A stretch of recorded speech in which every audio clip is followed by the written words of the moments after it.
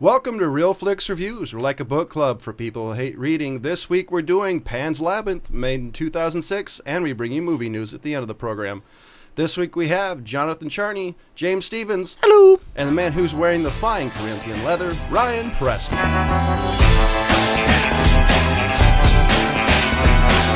This week we're doing, what's his name? Guillermo del Toro. What he said. We're doing his Pan's Labyrinth, he made in 2006, and one of you guys has the description. Gosh, I say it so well before the show, and then I can't even say it after. All right, go on. Right, yeah, we're debating on how well we could actually say his name. I can't say it at all. Pan's Labyrinth, released 2007. The IMDb description, which I love, is in the fascist Spain of 1944, the bookish young stepdaughter of a sadistic army officer escapes into an eerie but captivating fantasy world. That is like the worst description we've had on the show yet. Well, it's succinct, but it doesn't cover the whole thing. Because I mean, the thing is, it's kind of a anyway. Maybe it's the Twitter description. Well, okay, it does take place in fascist Spain in 1944. You got that part right. The girl does read books, but she's not. She's a princess from another realm, the underworld, and they're trying to get her back. That's basically it. It's not this eerie fantasy world that's made up in her mind. Well, okay, sure, yeah. That actually can be debated, but it's basically this fairy tale thing juxtaposed with like the most kind of gritty war drama, rebels versus the okay, hold on before we get too far, because I want to hear a fresh description, because I know I saw this movie the weekend of its release. Yeah, so like basically almost midnight showing. I'm sure Ryan did the same thing. I know John just watched this Saturday. Yeah. So I want to hear. That's why I've kind of been looking forward to doing this, because I know he hadn't seen it, and I hadn't seen it since it came out. I've seen it about 5 times because I fucking hate crowds, but that's a different story. I've been because once we started this, there's been movies I've been wanting to see, but I stopped actually trying to watch them just because I knew at some point we were gonna see it on the show. Yeah. And my first note, this is literally my first note, was great mix of fantasy and reality elements that flow very well together. The visual styles creates a feeling of age without overly burdening the audience with bad makeup or CGI. Yeah. Yeah. One of the few movies I've seen that it doesn't look awful or overly produced. If it was American-made movie, I think it would have had a lot more CG, a lot more over the top. Yeah. Because we have a tendency just to go Transformers. Well, yeah, and especially when it's a thing that you have a franchise that everybody knows. It's really easy to throw $200 million behind the budget, but something like this. I mean, this is probably one of the most original stories I've seen in a long time, especially when it came out in 2006. Yeah. Well, somebody like Guillermo del Toro, I think it was like one of his first after Hellboy. Hellboy was his first one, American one that I know of. This is going to be kind of out of left field, but with the fantasy and reality elements, couldn't you say it's kind of a mix of the Never-Ending Story, like how they did things in that one? Not 100%, but yeah. Because the way the fantasy and reality kind of mix, it did mix as well. I don't like to compare it to that, but that's not a bad comparison. Right? No, it's not, because it's pretty much almost the same type of story, like kid sort of escaping from his shitty reality into into a book world that may or may not be real. Yeah. My second one was, why would you take advice from a fawn/guy you've never met before? You know what? That's what I was gonna bring up, dude. Because any one of those creatures that she saw in the beginning could have chased me up a fucking mountain. Would have ran like an idiot from that fucking bug that came out of the thing when she put the eye in, dude. I remember the first time I saw that, like it pops out, and it made me jump a little bit the first time in a big theater. Standing there like, what's that? Yeah, she's like, oh, it's a fairy. I haven't even seen what that thing looked like. I wouldn't have thought of fairy when I saw that thing. I would have thought, die. My response would have been, that's a leap. That's a big ass bug, is what it is. Yeah, but I agree with John in that one. Like, the first time I saw that fawn coming out, I'm like, holy crap, dude, I would, be freaking out. Like, kill it with fire. It's know? the devil, right? Isn't that how people like portray the devil with the horns and then the legs? That and some previous American that presidents. was the first thing I thought. I thought that guy was going to be a bad guy. Yeah. The first time I saw it, I thought that guy was going to be a bad guy, and then he started talking, and I'm like, he might be a good guy, but I'm just not sure yet. Because the way it was portrayed is he almost looks very neutral. Like he could go either way. Yeah. That's pretty much what I'm saying. He looks like a bad guy, but he's also one of those guys that you're not sure. It's kind of on the fence. He could turn at any moment type thing. Right. Yeah. Well, yeah, exactly. I mean, here's this. Which she even questions him, I think, at one point, saying, like, how do I know all this shit's true? Yeah. Let me ask you guys, did you watch the subtitled version, right? Yes. of course. Yes. Okay, good. Because the voices, especially the guy who voiced the fawn. Yeah. And like the little girl. I mean, all of it was great. The other note is I love the color palette on this. I'm becoming a bigger. You know what? I was waiting for you to say that. This will mark probably how many episodes have we done of this? 40, 41, 42. 40. That'll be 41 episodes that you mentioned the color palette of a movie. Well, yeah, but believe it or not, it actually seems to matter because at least to me, because if you have like a really hyper realistic color palette and a stupid story element, the color seems to take away from the movie to me. If it's not bound. I agree with you Now, hold on. I want to see where he's going on this one because I have a point on actually. I was going to go into the color palette or cinematography in a little bit too. So I'm curious about what he wants to say. Because I actually thought the kind of the very earthy, subtle, dark tones. I thought it really fit with the story. It's some of it almost tipped towards like Tim Burton style darkness, Yeah, especially the scenes when they're taking place in the castle or the underworld or whatever you call it. I was going to mention that too. Yeah, because totally almost looks, like a puppet's going to pop out. Right. No. This is not David Bowie's Labyrinth. All right. Wow. The other one is the scene where he stitches his face up, and the following scene where he drinks is really well done. That was an amazing part. See, that's the thing is I was gonna say it seems to have a really great mix between like the practical effects and special effects. Yeah, I think that's one of the things where foreign movies do a lot better than American movies because for some reason they don't have the amazing budget like we do, or like the studios are willing to throw into this stuff. A lot of them are made independent, sent to Sundance, picked up by a major studio, and go from there. Yeah, because this is well done. I mean, this isn't like my new favorite term. This isn't Transformers, so it's very subtle. And the girl who plays what was the main character's? Ophelia, the chick who does that, does an amazing job. Oh yeah. I mean, her she and was 12 when this movie came out. Her and the officer and the other lady, Mercedes, are the standout characters and the actors in this movie to me. Yeah, hell yeah. That's the thing is like I'm waiting to see like what happens with this thing. Like, open the book, little girl. I want to see what's going down, and then at the same time, I'm like, wait a minute, what's going on with the rebels? Like that shit got to resolve too. Like I found myself being torn between the two stories. I think we said it back in the day when it came out, but it really is just an adult fairy tale. Yeah. Like I just kind of mentioned, this is not your David Bowie Labyrinth. No. By the way, this ain't your kid's fairy tale. Yeah. No pedophiles and no, puppets and talking doors. But at least this isn't an adult fairy tale that would have nudity. Anytime you put adult by any title, seems to be, over the top pornography, and it ruins the movie. Well, that's one of the things that I really appreciated about Guillermo del Toro. He's the one that wrote this and produced it and directed it. I didn't realize he wrote it.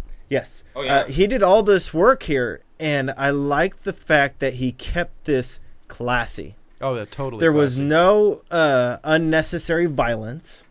There was no unnecessary cursing. I mean, I don't there know. was nothing. Shot in the cheek. Yeah. By the way, the first time I've ever seen it like that, instead of the forehead, if it was an American movie, it would have been right between. Yeah, the eyes. but what I mentioned to Ryan, or the whole head would have like exploded, or like dust would have flown off. I mean, it was kind of what I mentioned to John at that moment. 'Cause he's like, "Well, that's a cheek shot." I said, "But if you just pull up from your hip like that and fire at the face, you have a good chance not to hit him right between the eyes or in the head. It's gonna kill him, but it means the guy read during the CG is just not a good shot. Yeah. Anyway, is it you got more? Nope, that's it. I just had 5. Brian, I'm gonna pass it off to you because I've seen this more than you have. So. Oh yeah, sure. I've only seen it I think twice. But 5, 6. but like damn, I loved this movie from the get go. Yeah, like I said, it was just insanely original. And it's something that you're really not used to seeing, and it was the mix between, like I said, the visual and the special effects were amazing. It was really understated what they were doing, but it still it fed towards like, oh fuck, that was real. You know what I mean? Yeah. Like that guy just got shot in the face. Like, and it like gave you that weird like gut feeling, like, oh shit, what's going on here? And then like, oh, I hope this girl's okay, and I want this thing to be real so bad. I just found myself being wrapped up in the story, which I think is what we all sort of want from movies in the first place. So. Yeah, but I mean, everything that was done from the writing, the dialogue in it was amazing. Like you said, James, there was nothing really out of place. You know what I mean? Like nothing was done for the sake of like exposition.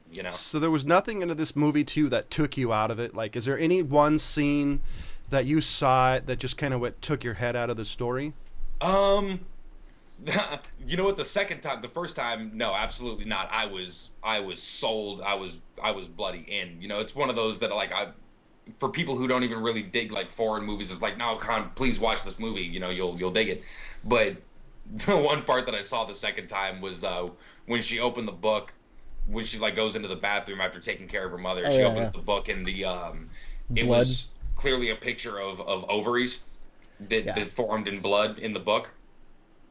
And that girl, like, immediately recognized what ovaries were in 1944. I don't know how she did that. She's a smart girl who reads a lot. Right, yeah, like she into anatomy or something like that, because that was pretty vague. You know what I'm saying? It's an anatomy book.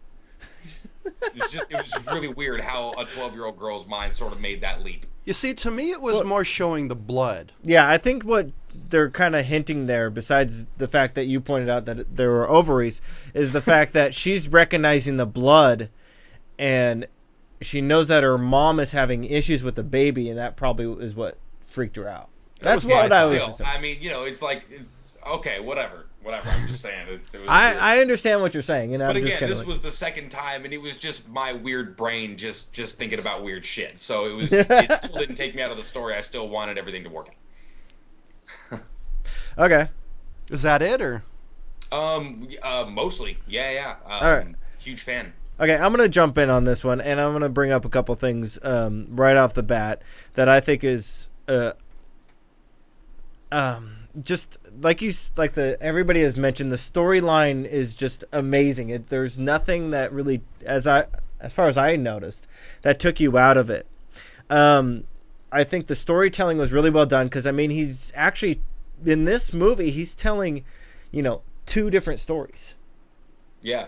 He's telling a war story, and he's telling a fantasy story. But I think they're both done very subtly at times.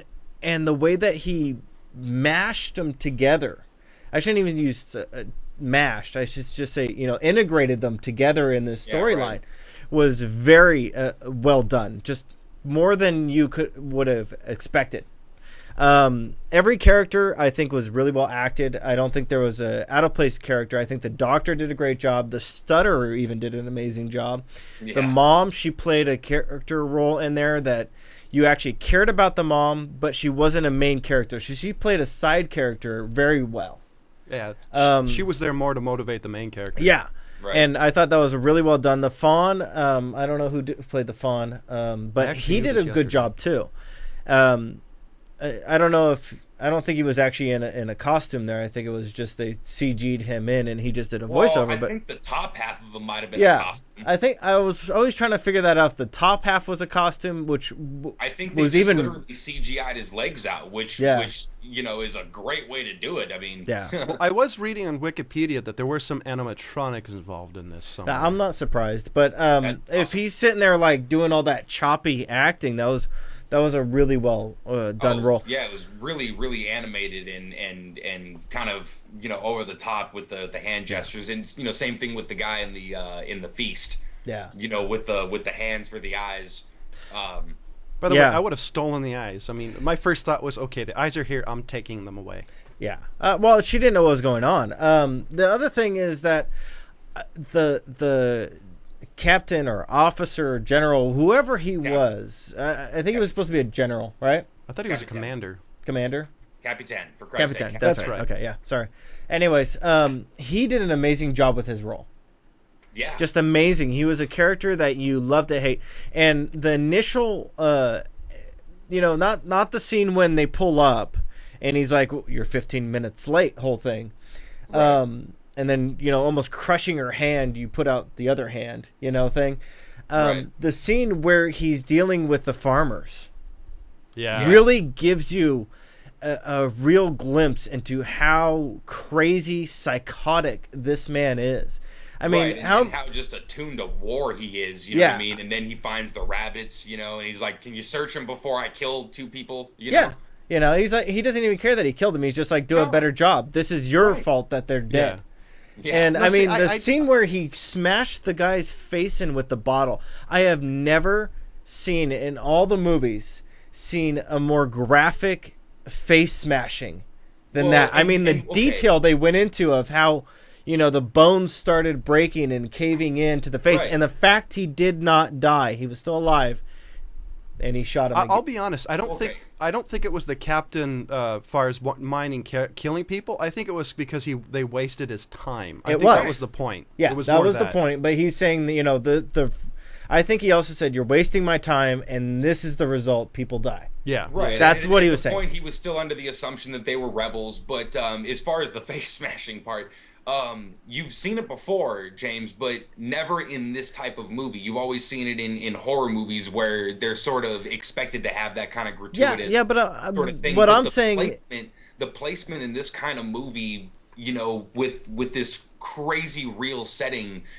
like it served a purpose. Like, holy shit, it like really made you like hate that character. Yeah, but what I'm saying is the way that they did it more realistically than like the fake kind of melting face or they did it in a way that makes it look more realistic. I think they've done it just as real in other movies sometimes, like your slasher flicks or something like that. But like I said, I think the setting played a lot into how you took it as like, oh shit, that's like real, Yeah. The other scene is, and you talked about the sewing up of his face. That was an amazing scene that, I haven't seen something like a gash like that so realistic since like Ichi the Killer. You're right. And I know then you thought the same thing as I did, is when as soon as he started to take that shot, I'm like, dude, that's gonna hurt. Yeah, and that was it does. Yeah, and then he does it again. I'm like, good, yeah, make sure it's good. But the bleed-through effect, that was the part that it was more amazing. The fact he drank it, and a few seconds later, you could see it. It wasn't even a few seconds. It was like a second later as he gulped it down. I thought that added effect really worked. And I'm still, every time I see the scene where he sews his face up, I'm always staring at it because you see the needle protruding, pushing through the cheek. And every time I'm always like, that is so well done. You can't even tell if it's CG, if it's real or what. I guess I'm pretty sure they didn't cut his cheek open. I know, but I'm saying, it's just the way they did it. It looks like. I think that the best testament to that was your wife. Yeah. When your comment was, oh, I wish you knew how they did that. I don't want to know. I don't care. It was the fact that it looks real is the greatest testament to any effect. Yeah, absolutely. When people just have that instant like your fight or flight response kicks in, and you're just like, you want to just wince away from it. Yeah. And then the other people are just like, what the hell? Yeah. The other thing that I was going to mention is, you brought it up, is the fact that most of the scenes in real and the I don't want to say fantasy world, but the fairy tale world that she's a part of. Most of the scenes in our world, supposedly, were very earthy, and then when she steps into the fairy tale world, there's a subtle difference that Ryan touched on. It's more Tim Burton, so it goes almost a little bit hyper realistic, kind of brighter.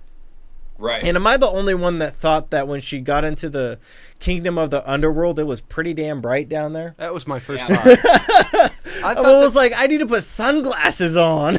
And I must be watching way too many bad movies because I expected to have a hue of green or more fog, more pronunciation of evil instead of happy, happy, joy, joy was the look of it. But I thought that was a little bit person missing weird. Was Ren and Stimpy. I was thinking like, was that a Ren and Stimpy reference? Pretty much, unfortunately. But honestly, I gotta say, that this is just one of those movies that just wraps everything up in just a complete way that you don't expect it if you I mean, because really he didn't have any movies in America besides like Hellboy that we could really point a reference to.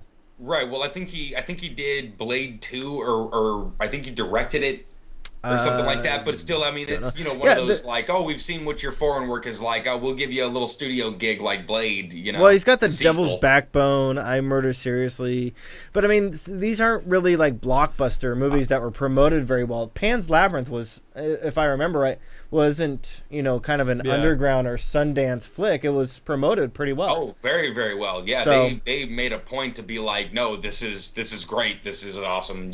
I will say though that if you watch the the first or second Hellboys, you can see the touches he used for the Pan's Labyrinth, or I don't remember which one it came out first, but from the color palette to the effects to the character interactions, I think you could totally see this director going from that to Pan's Labyrinth, because everything, at least in Hellboy, really fits that. Yeah, especially the colors that he chose for everything. Well, and a lot of the choices that he made in Hellboy, as far as the visual versus the special effect kind of thing. I'm sure. Because he did Hellboy first, I'm sure he snagged a lot of people from that movie and brought them over to work on Pan's Labyrinth as far as the effects. I'm sorry. Since obviously all you people out there can already guess what my rating is. I mean, this one's a straight out 5 out of 5. I mean, the impact it made on me the first time I saw it just outranks of any of the other 4s I've given. So this is a straight 5. I mean, I came out of there amazed. Ryan? It definitely does outrank a 4 on originality alone. Just from, like you said, I was fan from the beginning. Total Basically, yeah, pretty much. See, I'm the Russian judge in this one. Right off the top of my head, I have to give it a 4. Communist. Was that a 90s Olympic reference? Yes, it was. Jesus. But yes. Damn. I told you I'm old. But yes, I'm doing a 4 out of 5 because this is my first time seeing it. If I see it a couple of more times, I have no doubt my love for this would change. But but from everything else right now, it's a solid 4 out of 5. It's definitely a must watch if you want to see good acting, different character reference, a bunch of stuff that America does poorly in movies these days. Yeah. Upcoming next is movie news, and I think that's James's pick, and he already gave us some doom and gloom information. So yes, I did. I pretty much told him, sit down, prepare to be upset. So I know Ryan would probably recognize this name because I've thrown it out to him a couple times. Alexander Skarsgård. Now, dear God, what a name! John doesn't know who he is. Ryan, do you remember who I told you he was? Eric Northman from True Blood. This guy is a giant. He's a very tall man, very fit, blondish, and he's actually going to be playing Tarzan in the upcoming flick, which I'm actually looking forward to because I like the Tarzan. Hold on. Have you ever seen Tarzan Greystone? Well, yeah, I was going to say, what was that mix? Is it the mix with Casper Van Dien Tarzan, or is it the Legend of Greystoke? That's what Stoke. Your guys' knowledge of Tarzan is freaking me out a little bit. But which one? I actually thought the old Tarzan movies weren't like horrible. Like the black and white or the early 90s, well, the black 80s? and white were okay, but I actually like the Greystone. I like Tarzan that one. Was actually named after the town of Tarzana out here in the valley. I'm not surprised. Anyway, but he's going to be playing this in an upcoming flick. Now, the problem I found with this one is he's going to be joined by Samuel L. Jackson. Okay, Hold on. Let me keep going. My smartass mark is on hold because it might be a tad. And he's going to be playing George Washington Williams. Who? That's a.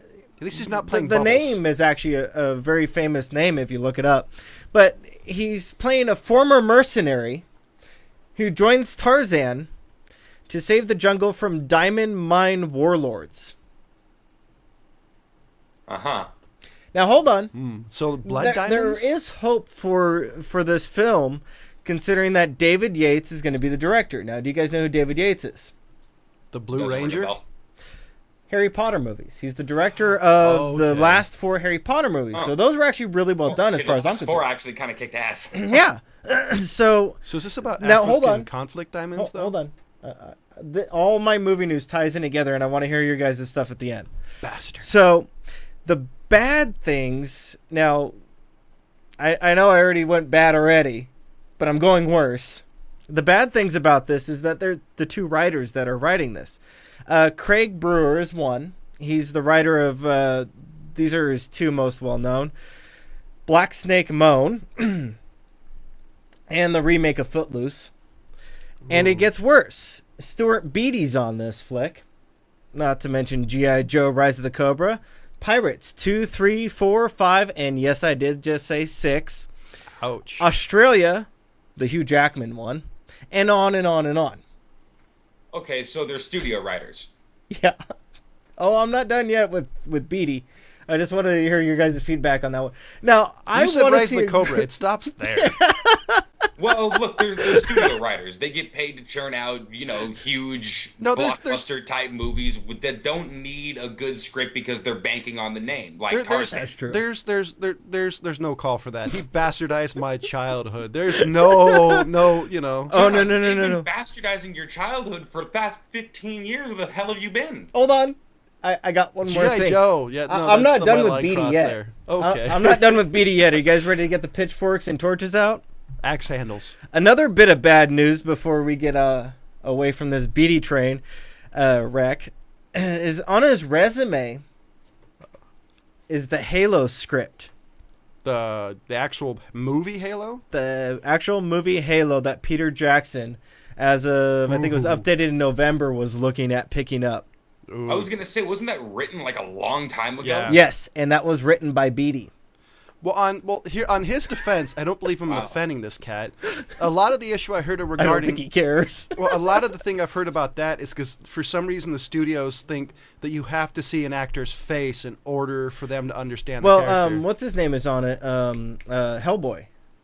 Guillermo del Toro. No. No, Ron Perlman. Oh, the guy Ron who can never Perlman. say no. Ron Perlman's has already been interviewed for a role in it. The Halo For flick. which one now? Cortana? No, Lieutenant something. For Halo? Yeah. Holy shit. But Peter okay, Jackson Peter is still Jackson's toying. actually really thinking of picking up Halo? Yeah. I hope he does. Peter actually. Jackson is actually toying with it. He's mentioned something in like November of last 2 years ago, November of 11, that he was still on it. Now, Alex Garland is another writer on it, and he's did 28 Days Later, That was The good. Beach, and the That new movie Judge sucked. Dredd. The new Judge Dredd I liked. I did too. I haven't thought it was seen it. better than the other one, but it wasn't Doesn't that great. take much to get better than So, Sylvester I mean- Stallone. Good point. But I can't believe this guy Beatty, though. I mean, how can you not realize you are horrible Well, when you've written Pirates of the Caribbean 5? Well, here's Okay. And you I write have a 6. I have a Wait, slight. wait. and I'm gonna I mute can't you. believe I wanna you're hear defending him. it either, but I have a slight defense for it.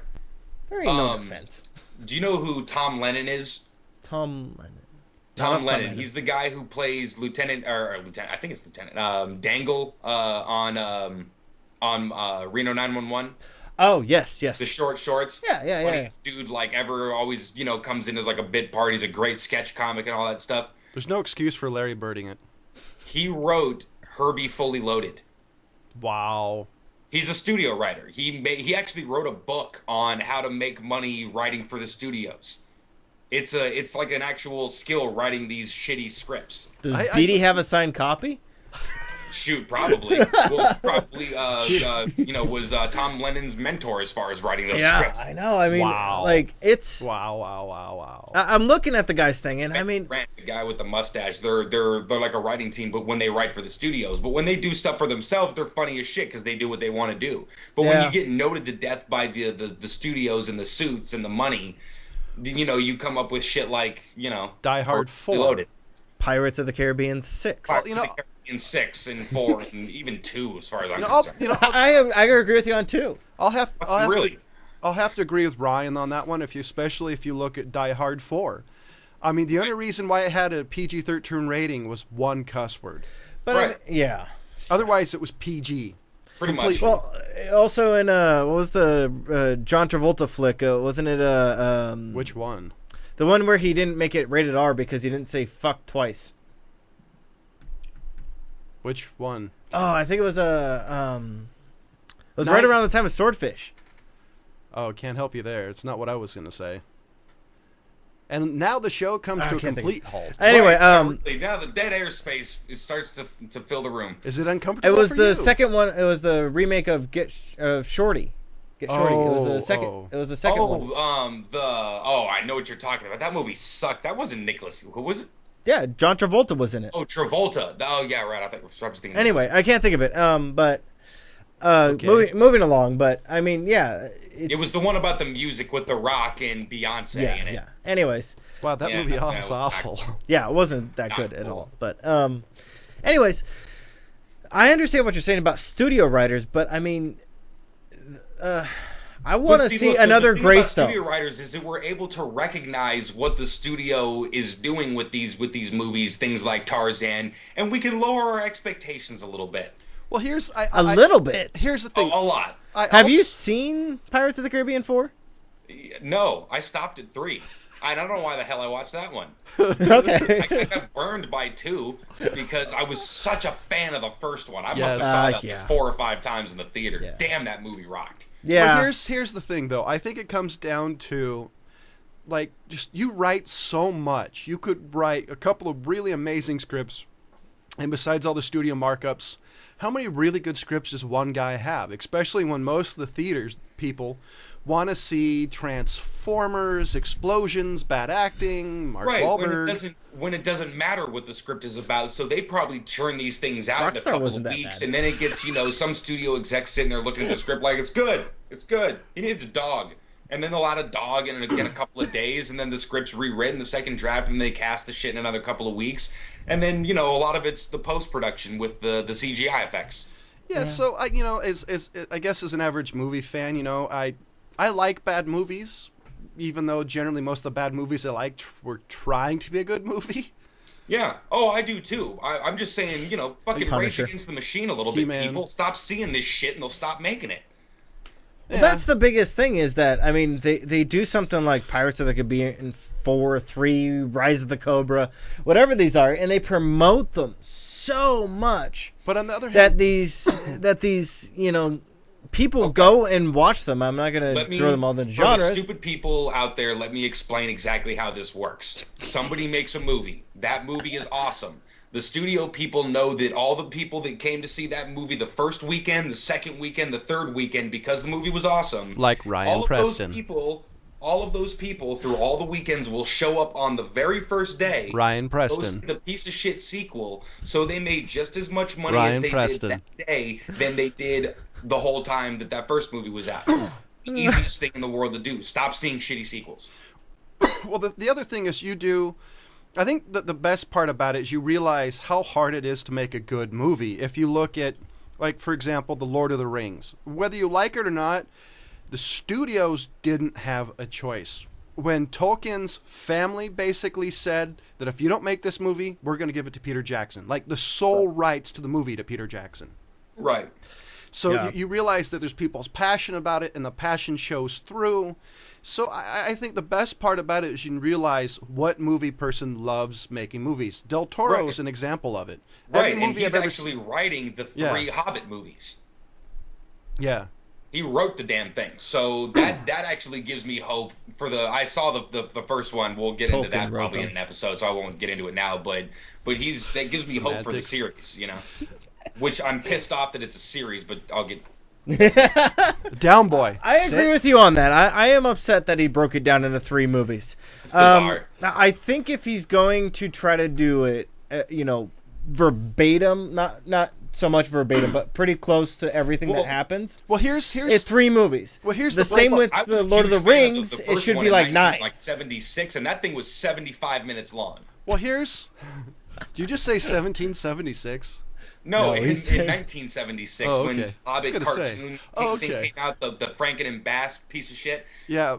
Wow. Well, Now, here's the thing: is we're running up against the end here. And it's your pick for a movie. Yes. So here's what they're gonna do. They're gonna have Up to the Forest, and then they're going to do the Mirkwood, and the next one is going to be from Mirkwood to the Battle of Four Armies. right. So the benefit about that is they can give a lot of information, a lot of storytelling And there, yeah. in it because And I think I think they did it specifically because they had so much extra footage that they didn't know what to do with. I think they came in under budget, so they just said, well, let's just fucking make another one. which, by the way, the movies by themselves are going to be 3 hours. I can't imagine the special extended edition. Extended, Right. extended, The box multiple. is going to be, this big. The Return of the King is an extra 45 minutes. Yeah, I know. So I remember I was working at Blockbuster when those damn things came out, dude. It was insane. So Ryan, do you have a pick for next week? Okay, I have Dun dun dun. I know, right?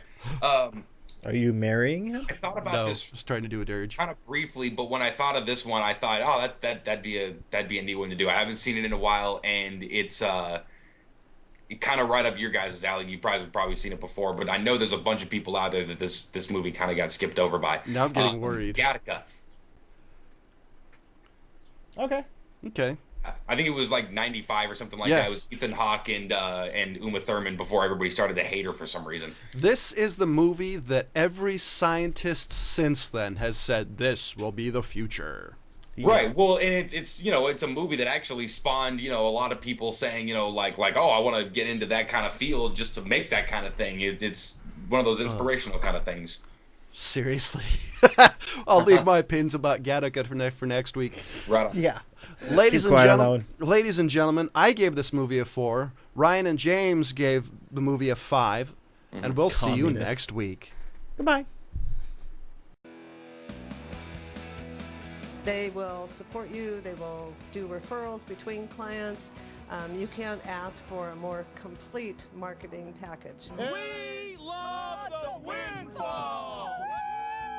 And you can too.